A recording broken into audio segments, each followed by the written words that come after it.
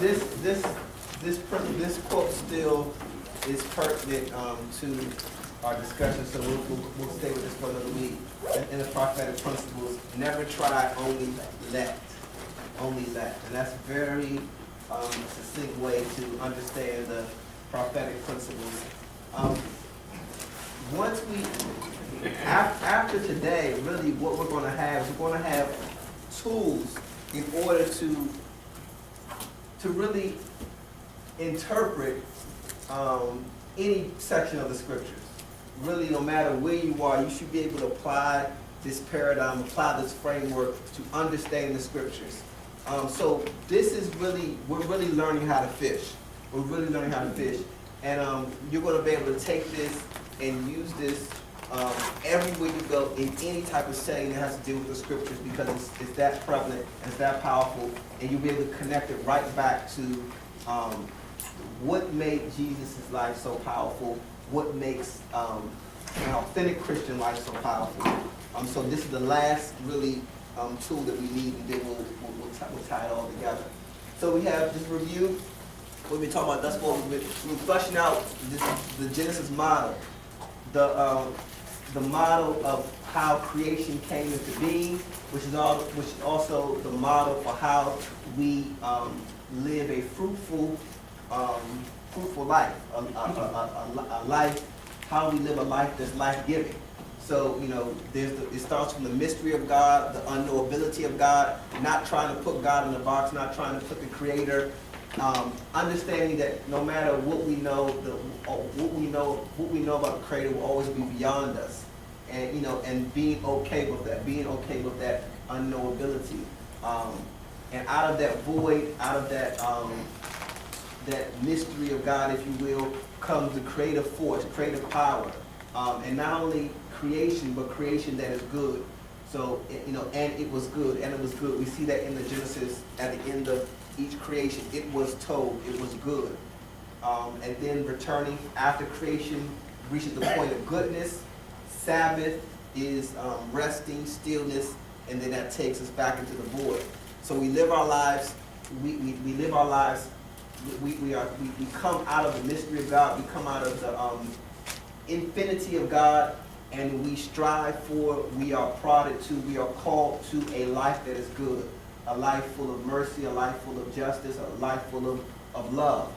We are called to do that. And once we have done that, we have to surrender, we have to trust, we have to rest, we have to be still, and allow that rest and stillness and silence to take us back into the void of God, to the void of our Creator. And when we resting in that void, we are able to come back and speak words of life and do actions of life, and have a life that's meaningful for the kingdom of God. So this is the Genesis model that we've been talking about over and over in different ways. We talked about the prophet prods the people to reach 6. So the prophet prods the people to a good life. A life of mercy, a life of love, a life of justice. We are called to that. We are called to that as people of God. And the prophet prods the people to engage in life-giving activity, the activity of the Creator. Calls them out when they fall short at 2 or 3 or 5 and try to jump to 7. So when you're engaged in spiritual discipline or worship or whatever it may be, but you're not doing the good things that God has called you to do, to love, to be merciful, to be just, you know, we're never really going to fully enjoy or fully experience the benefits of Sabbath, of the spiritual disciplines, of any spiritual disciplines, of worship, of worship, of meditation, of prayer, of any of those things, because. And this actually, I didn't talk about this, but a lot of times when we're not living a good life and we're engaging in spiritual disciplines, and we think they're doing a lot, we think they're good, but really they're feeding our soul but not feeding our spirit.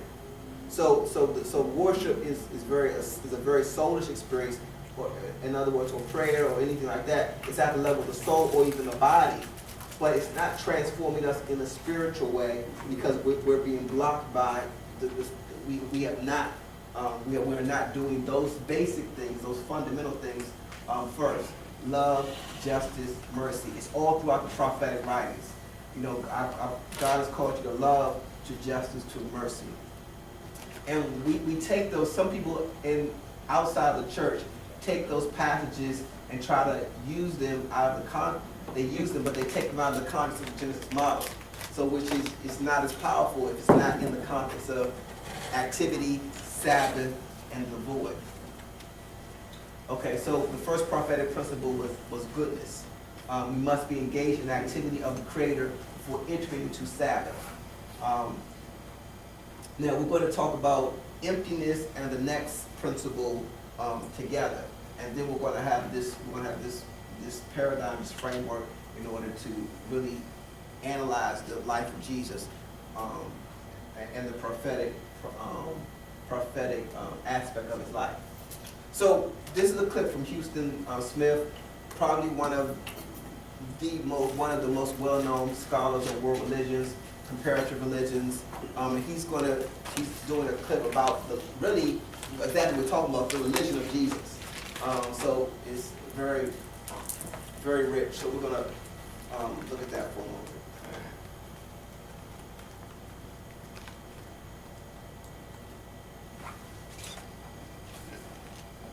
So no questions on that. We're good with that. That's all. That makes sense, right? Okay, good. I hope so. Don't make sense by there. I'm scared.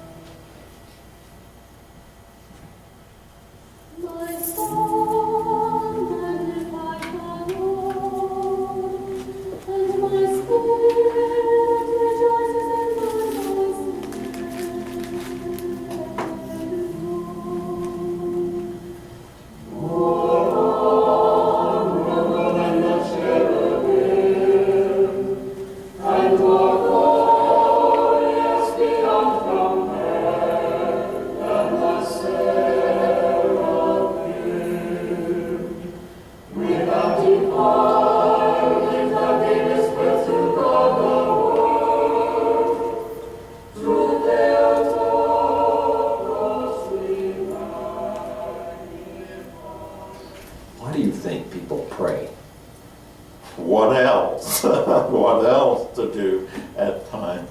We have to first distinguish that there are many kinds of prayer. A drowning man or woman, I think it is natural that that person would cry out for help. I mean, if I talk about myself, it's not physical drowning, but I went through a midlife crisis where I just saw no way out. It was just desperation, and there were afternoons when I was alone in the house where I would just cry out loud. I was at the end of my tether, and I found myself just spontaneously crying, "Help, help, help me." It didn't matter if there was anybody there that heard, or I wasn't even thinking whether there was anybody there that could hear that cry. The cry was just yanked out of me. And that's petitionary prayer in various degrees of need. But that's only one kind. One moves on to the prayer of praise. I came across this fragment from Annie Dillard, who said, when they come to their last moment, the prayer of the dying is not please, it is thank you. Just as a guest on leaving a happy evening will thank the host at the door. Now, that's the prayer of gratitude and praise and thanksgiving. And then beyond that, there is the prayer of silence, where it's just so overwhelming that words do not have any, can't do justice, so we just choke them back. And it is the prayer of union.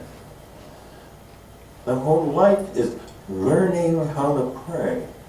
And the guideline, as we try to learn, is to try to pray with the heart, which means put into words so we can understand the deepest strata of our being that we're always trying to understand. So it's a very fumbling kind of prayer, but it is connected with understanding.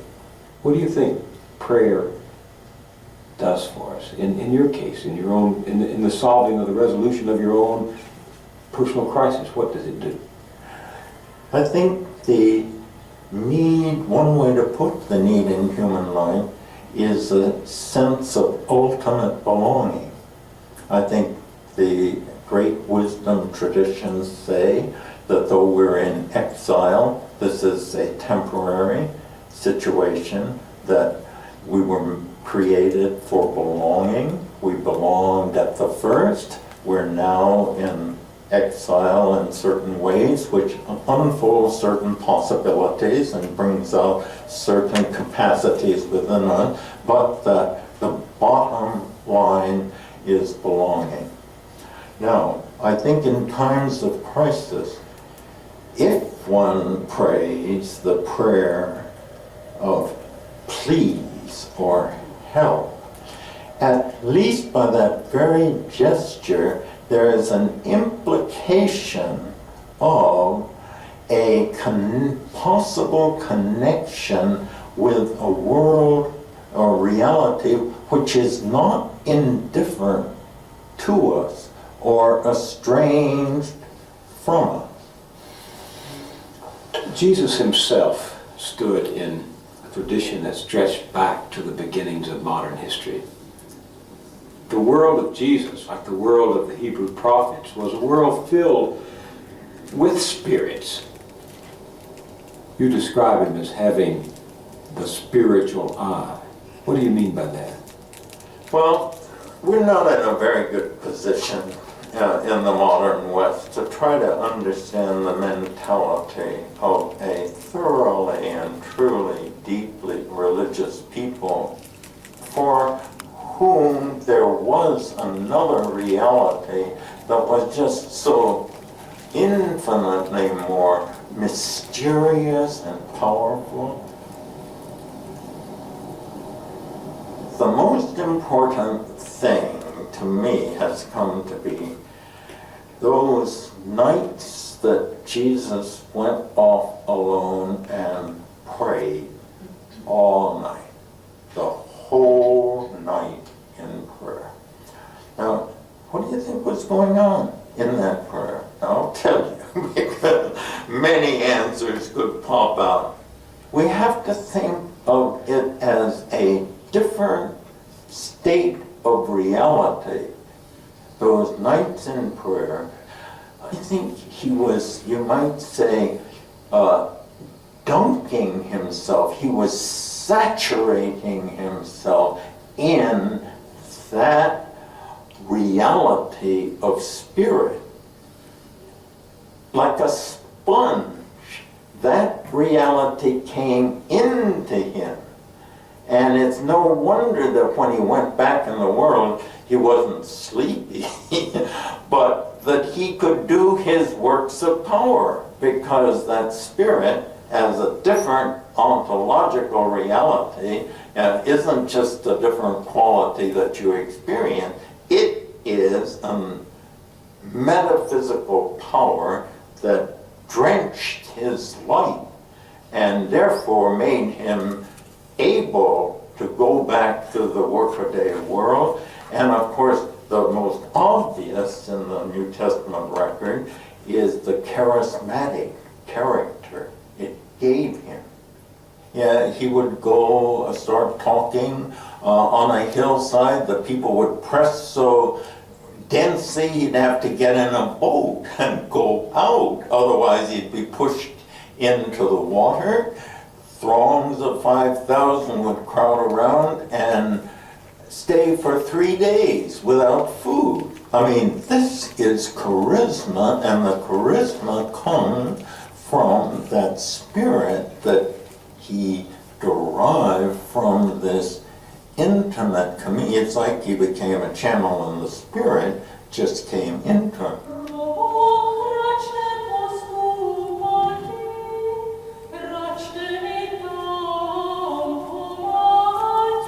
There wouldn't be a Okay, that should be pretty obvious, but translate what he said into what we've been talking about. Emptiness, and how Jesus would go off to pray, spending the whole night to pray. So it was like he was emptying himself, and once he went back, then the Spirit had entered into him and became a channel. So it's pretty much what we were talking about last week. Exactly. Yeah. Exactly. That's right on me. He put it perfectly. And one thing that we have to, I don't know if this is the right way to put it, but you have to protect your emptiness. You have to protect that empty space, because you never know when God is going to want to fill that space to use you in a particular way. So we have to look at this as really like always having some empty space available for God to move through us. And I mean, I don't even know how we would do that exactly. I mean, it's going to look different for all of us, but always having protected empty space for God's Spirit to move through us. But even for Jesus, the preparation sounded, I mean, he was so devoted. You're saying days of prayer and days of fasting. You know, very unhuman-like.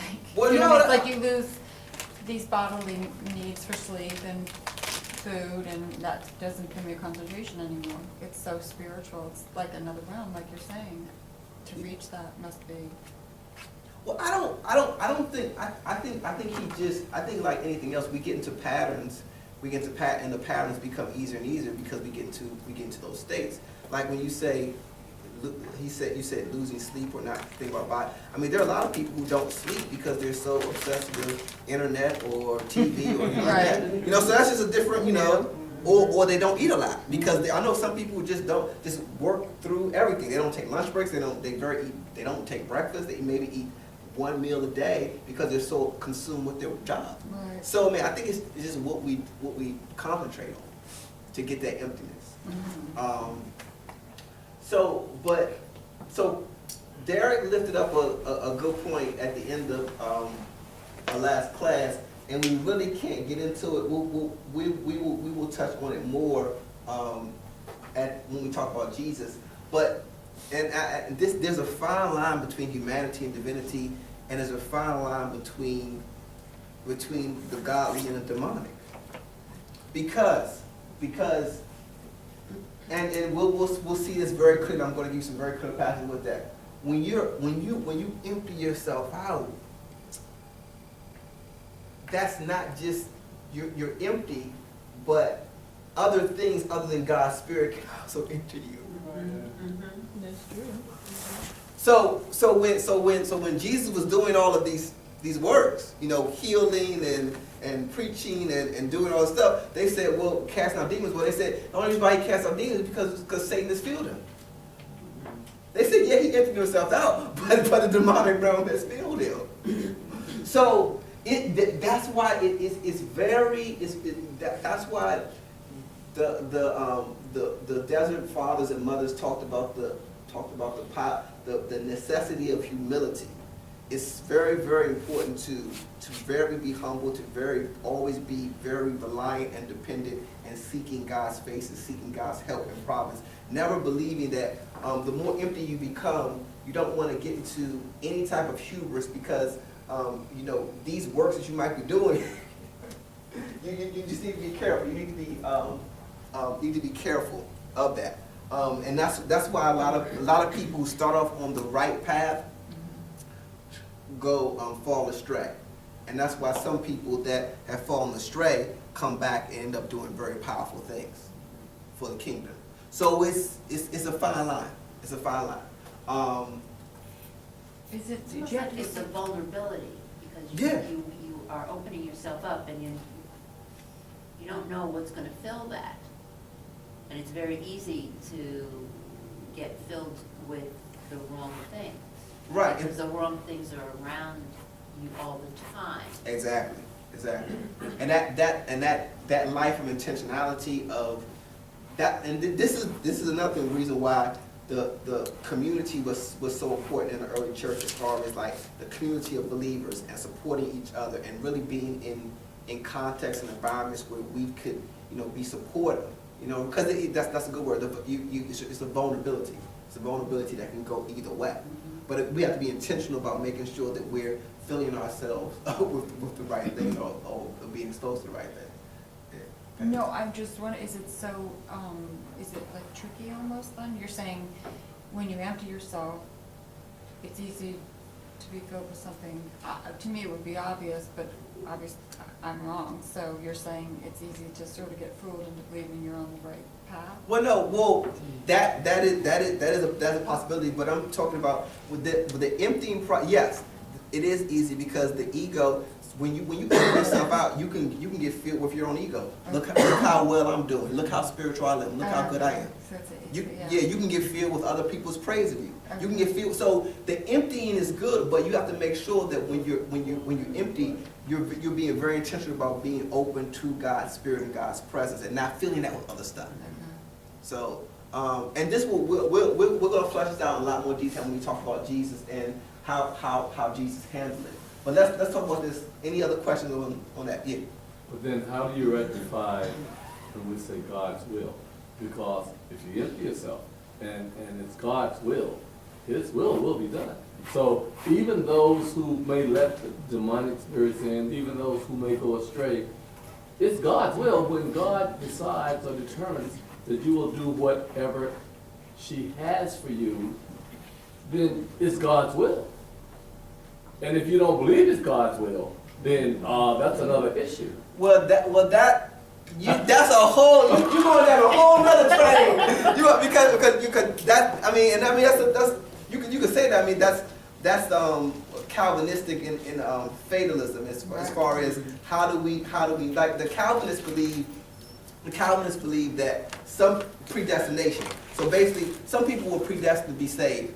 There's nothing you can do about it. Either you're in or you're not. Right. Point blank. So the Calvinists the Calvinists believe that if you had a good life, if you had a faithful life, it was God's will, you know. So there's nothing you can do about it. So how do we?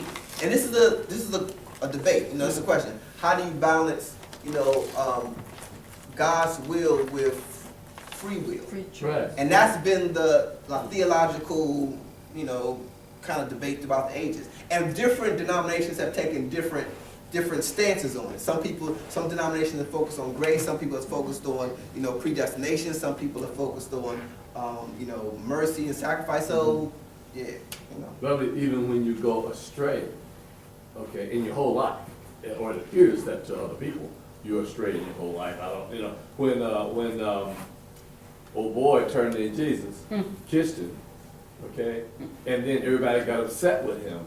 Well, who you talking about? Judas. Oh, He said, oh boy. I don't know him. I missed that specifically. Dude, you got to read it deeper with this old boy.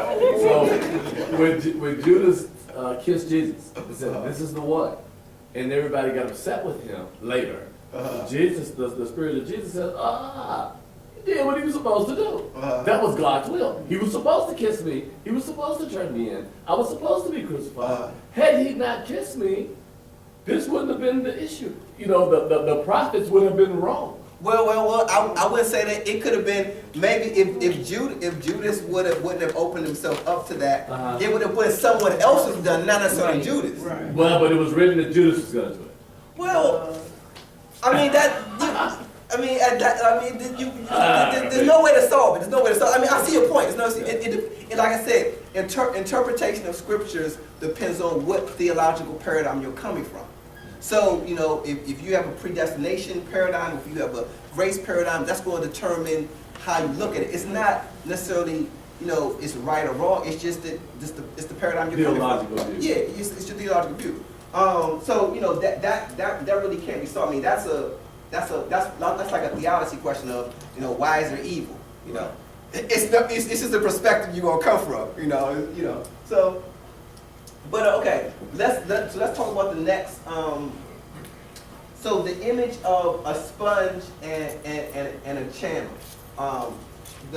In order for a sponge to be useful, it has to be drenched. You know, it has to be that nothing needs to be in it, so it can soak up the Spirit of God, so the Spirit of God can move through it. And these are two images that Houston Smith lifted up. It's so important that emptiness, being empty, so that we can be open, that we can be receptive to the Spirit of God. Being empty so that we can really go deeper in worship. Being empty so that we can get the benefits of fasting and prayer and fellowship, and really being able to relate to people in a deeper way. So the principle, so we talked about goodness, we talked about the prophetic principle of emptiness. So Malah, to be filled, to end it, complete. God said to Moses, the end of all flesh has come before me. Earth is filled with violence through them, and behold, I will destroy them with the earth. So this notion of, because they're the opposite of empty. They're the opposite of empty, and I can't do anything with them. You know, we talked about vertical living. We allow all this stuff to build up, whether it be good stuff or bad stuff in us, and we have no room for anything else inside of us. We have no room for anything else inside of us. So the container model of vertical living, you know, this is what I have, and this is how I'm going to make my decisions based on this limited capacity, versus the tunnel model, horizontal living, of allowing the Spirit to move through me. The sewer versus the canal, allowing all this stuff to sit in me versus allowing this stuff to flow through me. And you know, the problem of holding is, like we talked about on Sunday, even if you're holding on to something good, eventually that thing can become toxic, because you know it's not good in the season that you're in. So we always have to allow this openness, this emptiness, to for the Spirit to move through us. So this is all stuff that we've talked about before. A prophet would be one who totally hollows himself out, emptying himself of all ego, so that like an empty pipe, he makes himself a channel for the divine Spirit. And the mystics talked about this a lot. The Christian mystics when you're empty, when you hollow yourself out, be very careful about being led astray or being too focused on visions or very grandiose or fanciful things, because that can sometimes be astray. That can sometimes be the ego. So they were very practical. Actually, they were very stay focused, stay humble, and don't ever believe that you are great or grandiose. Always stay close to the ground, because you're very vulnerable when you go through this process. Vulnerable, and it can be used for great things for the kingdom, but also there's a downside to it. So this emptying process is implied in many of the prophetic writings of letting go, of letting go, so this God's Spirit can move through us.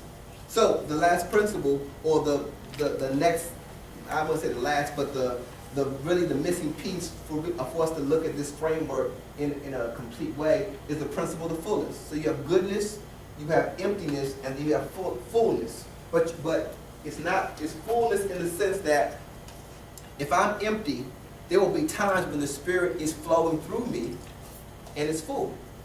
And there will be times when it's not. So it's not full in I'm holding on to my fullness. It's full in it's going through me, and at this point in time, I am full, and it's going out into the world. It's going out into the community. It's going out into other people. And this is exactly what, we see this in the rhythm of life of Jesus, that there was this emptying process, there was a prayer process. Houston Smith talked about in the video, praying all night, meditating, sitting with God, and then going out and healing and casting out demons and teaching and just allowing that spirit, that fullness to move through him. And then it will be empty again. So it's a cycle. But indications of fullness in the scripture, these are two of the most prevalent. And we'll look at this a little bit more next week as well. The Spirit of the Lord is upon. The Spirit of the Lord is upon me. You see that all throughout the scriptures, with the judges, with the prophets. The Spirit of the Lord is upon me.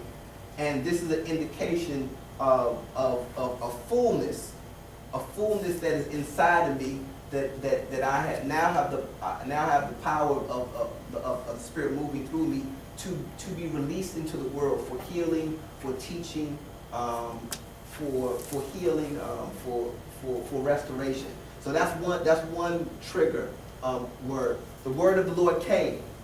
That's another one that you see a lot. The word of the Lord came. You see that a lot in the scriptures. Of indicating fullness in the person. So we see in Judges 3. Actually, let's do this first.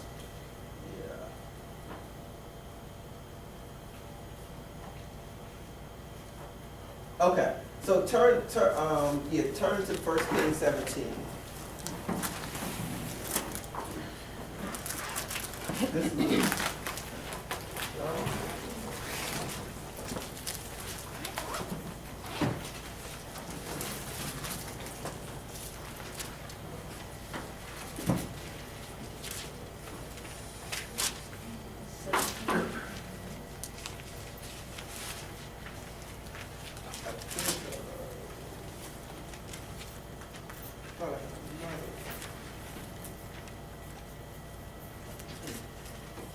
oh no, go to 1 Kings 19. Let's start with that one first.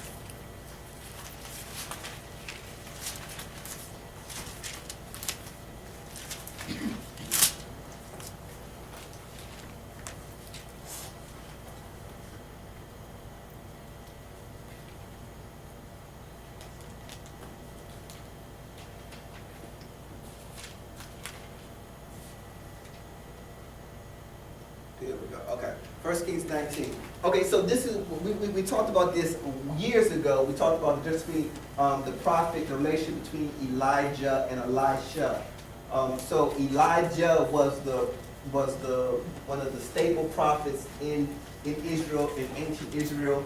And he had a prophetic ministry, had a powerful ministry, and he appointed, it was actually a whole school of prophets, and Elijah was the leader. And Elijah appoints Elisha to be his successor. So this is in 1 Kings 19. So he departed hence and found Elisha, the son of Shaphat, who was plowing the 12 yoke of oxen before him, and he with the 12. And Elijah passed by him and cast his mantle upon him. And he left the oxen and ran after Elijah and said, "Let me, I pray thee, kiss my father and my mother, and then I will follow thee." And he said unto them, "Go back, for what have I done to thee?" And he returned back from him, took a yoke of oxen, slew them, boiled their flesh with the instruments of the oxen, gave it unto the people, and they did eat. Then he arose and went after Elijah and ministered unto him. Now this really captures it all, and we'll look at other pieces.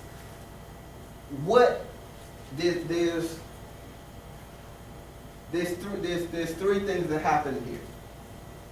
The first thing is Elijah comes to Elisha and tries to give him something. What is he giving him? Gift of prophecy. Well, His role. well, yeah, as a successor.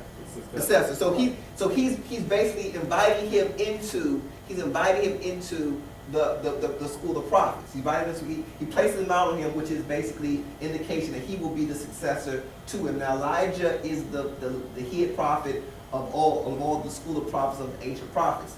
And so Elijah throws this on him and says, basically, come and follow me. And then Elijah says, before I follow you, let me go do these things. And not only they said, let me go do these things, but before I follow you, let me go release these things first.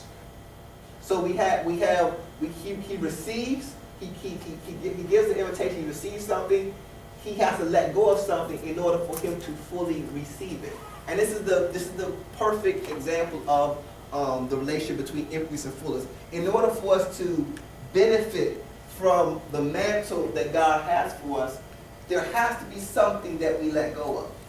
There has to be something that we empty out. And we don't like to hear this, and it's going to be on multiple levels. It's going to be something physical.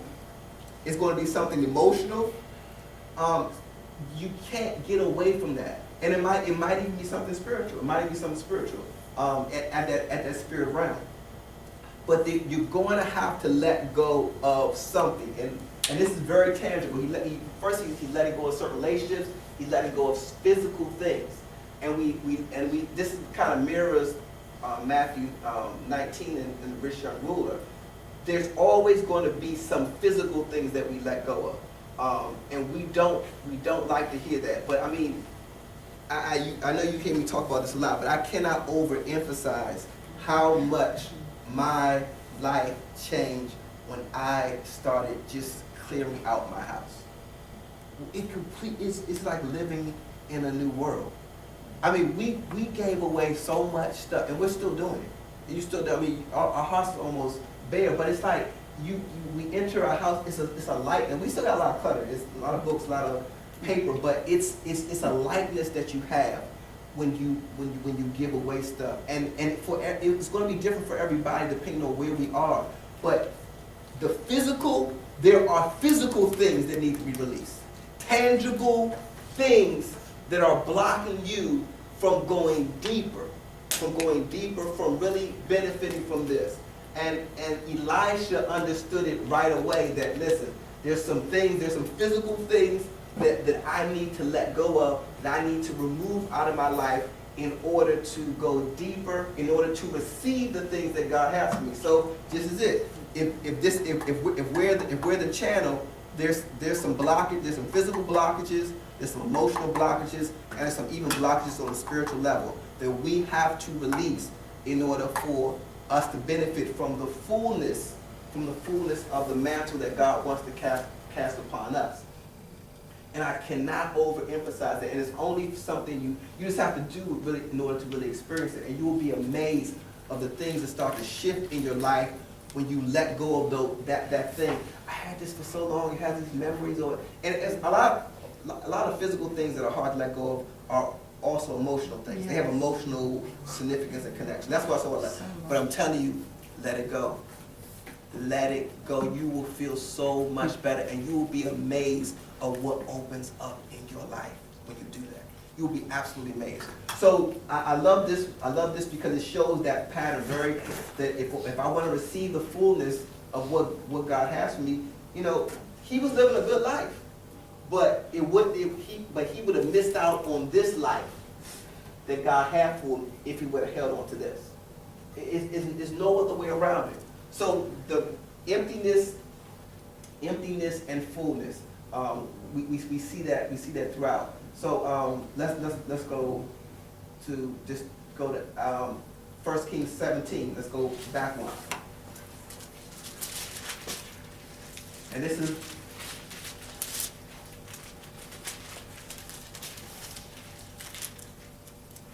starting with verse 1. And Elijah the Tishbite, who was one of the inhabitants of Gilead, said to Ahab, as the Lord God of Israel liveth, before whom I stand, there shall not be dew nor rain these years, but according to my word. And the word of the Lord came unto him, saying, Get ye hence, and turn thee eastward, and hide thee by the brook of Cherith, that is before the Jordan. And it shall be that thou shalt drink of the brook, and I have commanded the ravens to feed thee there. And he went and did according unto the word of the Lord, and went and dwelt at the brook of Cherith, that is before the Jordan. Now, this is very subtle, and we wouldn't get this unless we knew the pattern. This all God's good. And then the word of the Lord came unto him, saying, Get unto thee. Now, in order for him to receive that word of the Lord, he had to be what? He had to be empty. Now, this is so important, because the word of the Lord is coming to many of us, or has come to us, but we could not respond to it, we could not notice it, because we were full. The word of the Lord is always coming. A prophet is not necessarily someone who's more spiritual. A prophet is just someone who's more empty.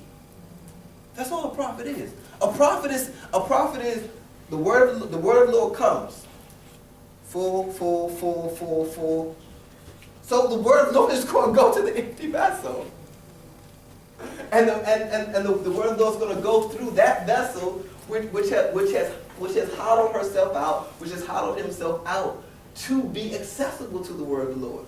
So the word of the Lord came, and this is why humility is so important, because whenever the word of the Lord comes through you, and things begin to happen, and breakthroughs, and healings, and teachings, and all these things, it's not you. It's because you are empty. It's exactly not because of you. It's because of you had less of you. You didn't allow the stuff to get. So this really, ironically, the more God does through you, the more really humble you should be, because the less of it is of you. It's really, the more God does through you, it's because of you have emptied yourself out of all of that junk that you used to define yourself by. So I want you to think about how many times, I just wonder how many times does the word of the Lord come to us, but we can't respond to it, or we can't notice it, because we're too full. We're too full of whatever we have. So note this, and then go back in the scriptures and look at how many times. This is a trigger. And all of these prophets have been through an emptying process prior to this point.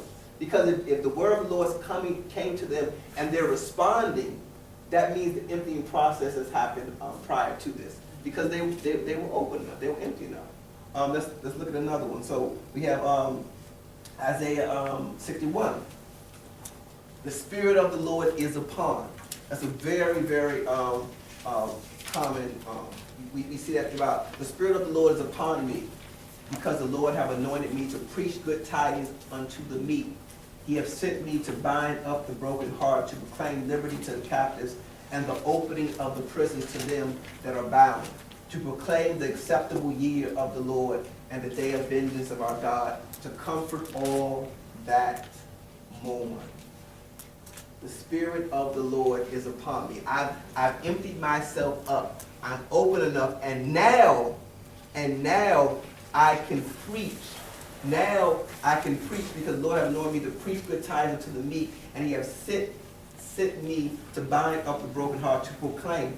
This is what I don't hear this preached enough. And you cannot be, you can never really say anything life-giving to someone unless you spend time in silence, to be empty, so that God can move through you to give you those words.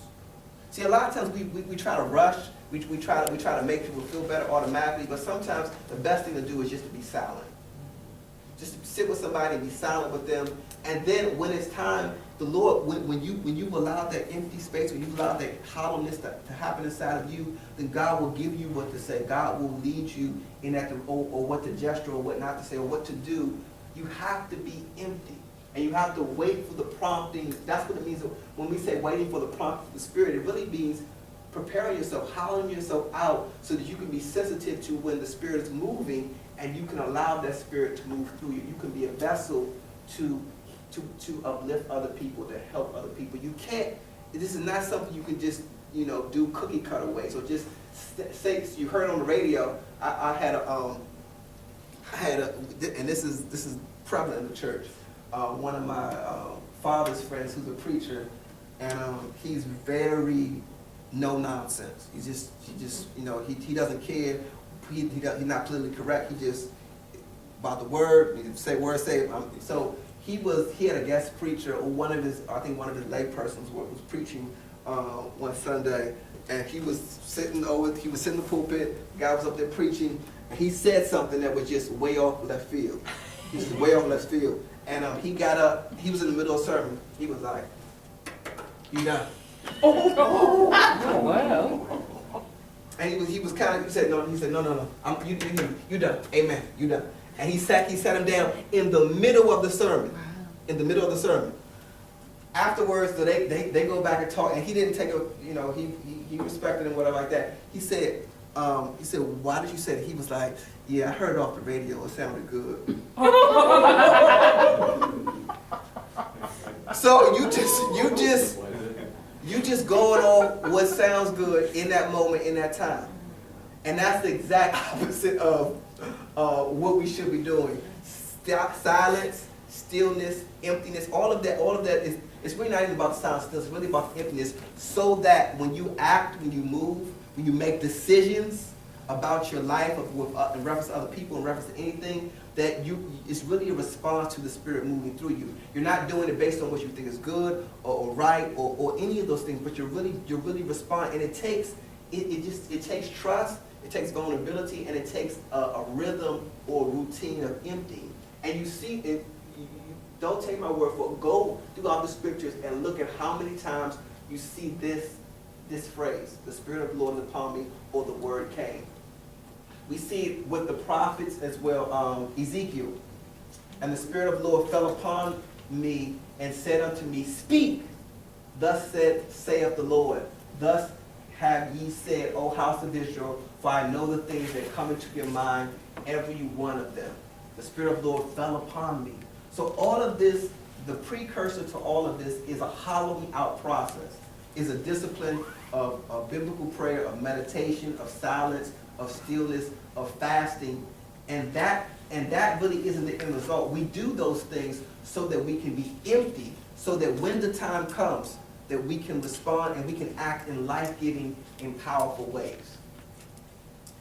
And this is another example of when the children of Israel cried out to the Lord raised up a deliverer for the children of Israel, who delivered them.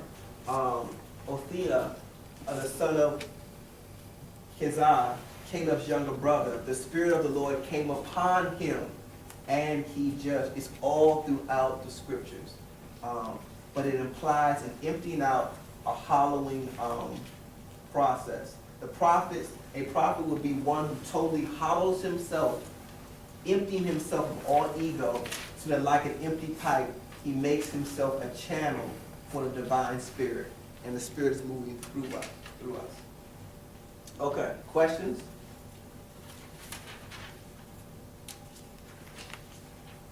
Does that make sense? Mm-hmm. Yes. Okay. Now I want to end on this. And then I want to focus on, next week we're really going to focus on look at the life of Samson, which I think is a misunderstood biblical character, and then we'll end with Samson, and then we'll break. So these are some prophetic principles and blockers to divine fullness. These are blockers to divine fullness. So the first one is a vertical orientation. So holding on to things is a blocker, allowing things to build up inside of you. Grudges are a blocker to the divine fullness. Holding on to grudges are one of the most spiritually debilitating things that you can do. It will sap your spiritual power. It will sap your ability to really be powerful for the kingdom of God. So carrying grudges with you everywhere you go. hanging on to particular ways of doing things for too long, past their season, is a blocker to divine fullness. So, like I said, some things were good for a certain season. They were good for a particular year. But you're holding on to them, and really God is trying to open you up to do it in a different way or to shift in a different way. So holding on to good things and holding on to bad things, all of these things, holding on, vertical orientation can be holding on to physical things. Holding on to physical things. So we are particularly Americans because, our economy is driven by consumption. That's how our economy goes, is that we have people buying things. So that means everything, our marketing, as you know, is geared towards us getting more things, getting new things. And over a while, you look around and you have, 12 pair of jeans and 50 pair of shoes and all that stuff. I was reading this book, and they were like, they said, I think they were talking about Thailand, or I forgot exactly. They said, if you go in most, people's houses, they have one knife, they have one cutting knife. And so the book was saying how Americans have 17, 18 knives, all different size knives, and they were like, the kids, I forgot the country, but the kids in this country, they have one knife and they know how to use a knife better than most Americans. And they'll slice it, dice it, have it where you want it. And we got all these fancy knives. And I was like, that's a good point. Why do we need all these knives? But simple stuff like that, it's just cluttering us. It's cluttering us. And it has spiritual implications. Don't be fooled by that. So vertical orientation is holding on to all these things, holding on to stuff, holding on to grudges, holding on to old ways of doing things that may not be pertinent for the season. That blocks your capacity to be powerful in the world. So you're sapping your ability to really be a powerful vessel for God by doing those things. So, and that's why I said, we don't. This goes back to our spiritual warfare class. You can go through your whole life and really not really experience spiritual warfare, because if you're living like this, Satan can just go on vacation. He don't even do nothing. You're blocking yourself. We're blocking ourselves. So vertical orientation, and these are different ways. Alternative fullness. So. Some of us you can be so full of ego or so full of what you think you know about God, or some people are so adamant about doing things a particular way in the religious context, or so adamant on what they know about the God or the Bible that they can't let anything else in.